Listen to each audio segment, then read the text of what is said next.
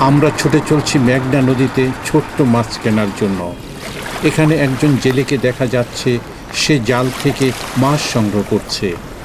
মাছ ক্রয়কৃত সংশ্লিষ্ট জেলের এবার প্রধান কাজ হবে কেনা মাছগুলোকে সুন্দরভাবে গুছানো। এই সময় বাংলাদেশে ঋতুতে বর্ষাকাল চলছে, তাই নদীতে বর্ষার ছোট ছোট মাছ পাওয়া যাচ্ছে। ছোট্ট মাছগুলোর মধ্যে আছে মেনি, পুঁটি, বাইং, শিং। এবার তার কাজ হবে ক্রয়কৃত মাছগুলোকে আলাদা একটা ক্যাটাগরিতে ভাগ করা এবং সেগুলোকে সেইভাবে বরফের মধ্যে গুছিয়ে রাখা। মাছ সংরক্ষণকারীর কাছে বরফে মাছ রাখাটা খুবই প্রয়োজনীয়, কারণ এখন গরমের কালবিদায় মাছ সহজেই এই টেম্পারেচারে নষ্ট হয়ে যেতে পারে।